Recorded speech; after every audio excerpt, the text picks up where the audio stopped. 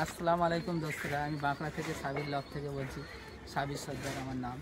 তো আপনারা কেমন আছেন? তো অনেকজন বলেন যে ঘাটতাল পায়রার জন্যে তো কিছু ওষুধ বা কিছু ট্রিটমেন্ট বলো। তো আমি বলতে চাই যে অ্যাকচুয়ালি ঘাটতাল হয় পায়রা বদহজম বা খাবারের জন্যেই, মানে হজম করতে না পারার জন্যেই পায়রা সর্দি ঠান্ডা লাগা পায়খানা একসাথেই সব ধরে যায়, যার কারণে পায়রা ঘাটতাল হয়ে যায়, তো কমজোরি হয়ে যায়, পায়রা না খেতে পেয়ে বড় হয়ে যায়। এই ওষুধটাকে আপনারা জানেন, সবাই চেনেন, নিউরোবিয়ান 4। তো এই ওষুধের ভালো কাজ আছে, ঠিক আছে। এটা অ্যাকচুয়ালি নার্ভের ওষুধ। তো পায়রা কমজোরি পায়রা, ঘাটতাল পায়রা প্রতিদিন একটা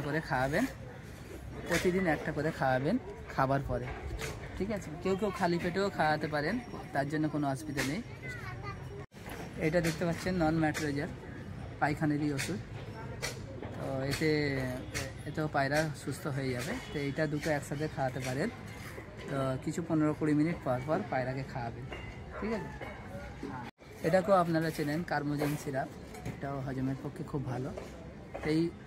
এইগুলো অ্যাকচুয়ালি পায়রাগুলোকে খাওয়ালে পায়রা বডি ফিটনেস সব রকম ঠিক থাকবে, পায়রা এবং সুস্থ থাকবে। আপনারা এই ওষুধগুলো খাওয়াবেন, আর আশা করি আপনারা পরবর্তীকালে আমাকে জানাবেন, কমেন্ট করবেন, লাইক করবেন এবং শেয়ার করবেন। আমি সাবির সর্দার থেকে, বাঁকড়া পিজন থেকে বলছি, সাবির লক থেকে। সাবির সর্দার আমার নাম।